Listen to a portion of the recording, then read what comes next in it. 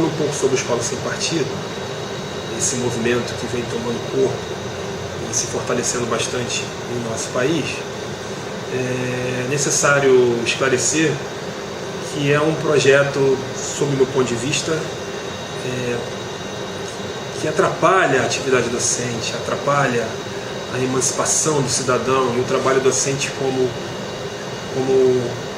indutor dessa emancipação, né? É um movimento estruturado, né, como já disse, e tem ramificações em vários estados do Brasil, está muito fortalecido politicamente, foi adotado pela bancada evangélica, né?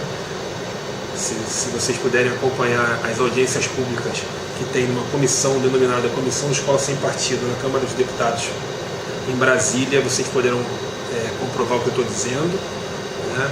É um projeto reacionário, conservador, e que, se for aprovado como eles querem em nível federal, né, e introduzir os preceitos do Escola Sem Partido na Lei de Diretriz e Base e em outras legislações federais sobre o tema da educação, será um incrível, um imenso retrocesso, né, educacional no Brasil.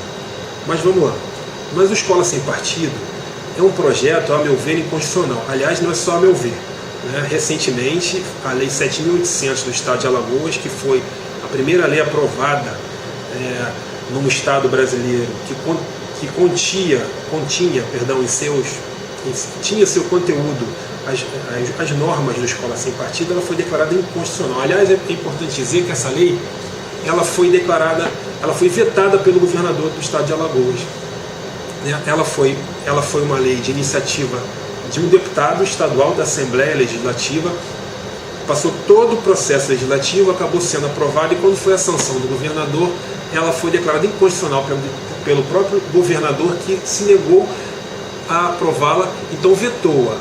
Só que quando acontece isso, o projeto de lei ele pode voltar para a Casa Legislativa, e a própria mesa da Casa Legislativa sancionar, e foi isso que aconteceu. Ela acabou sendo sancionada não pelo governador, mas pela própria mesa da Assembleia Legislativa. Então, ela já tinha passado por um crivo de análise de constitucionalidade do próprio governador, né, do Poder Executivo do Estado de Alagoas. Então, ela foi declarada inconstitucional lá.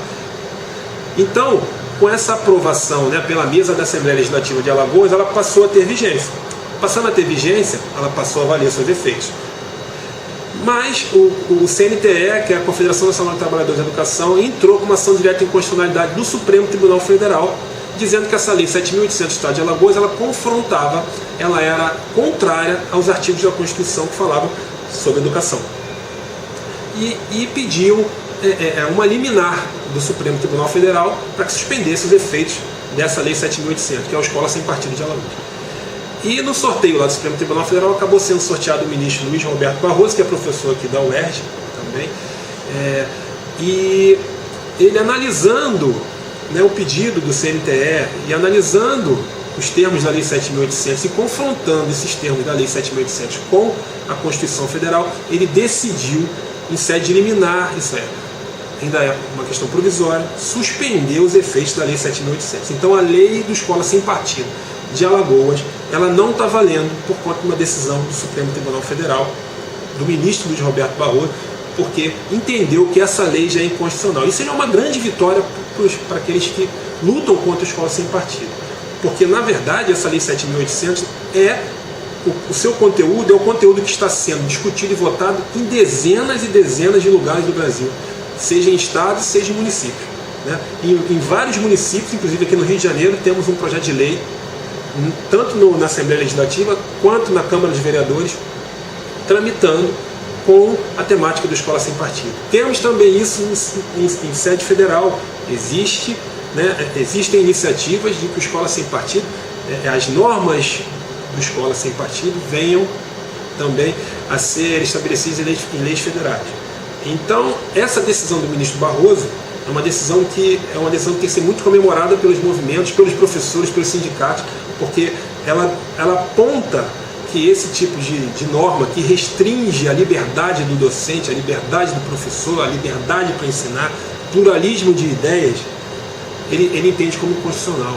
Ele entende constitucional por quê? Porque isso afronta a intenção da Constituição, Qual a intenção da Constituição, do legislador de 1988, quando estabeleceu os artigos referentes à Constituição? Ele diz lá, a educação é um direito de todos, ele tem como intuito, a educação é o pleno desenvolvimento das capacidades da pessoa, a sua capacidade para ser cidadão, exercício da cidadania.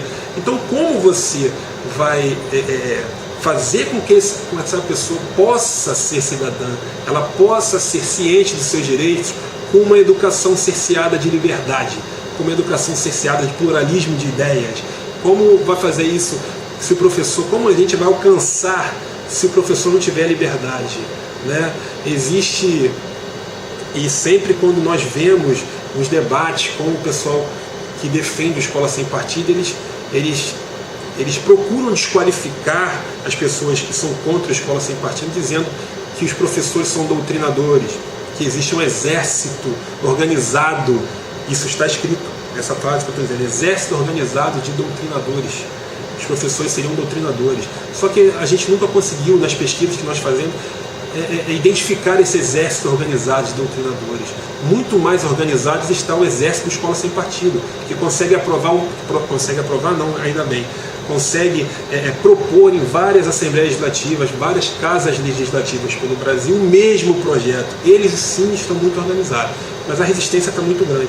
Então, essa decisão do Supremo Tribunal Federal do professor Luiz Roberto Barroso, do ministro Luiz Roberto Barroso, foi uma decisão alvissareira sob o ponto de vista do professor, sob o ponto de vista daquele que defende a liberdade de ensinar, que defende o pluralismo de ideia. Isso já está lá na Constituição, está no artigo 205, está no artigo 206, o princípio, né, o artigo 206 da Constituição traz o princípio da liberdade de ensinar, né, o princípio da liberdade de ensinar, o princípio do pluralismo de ideias, perdão.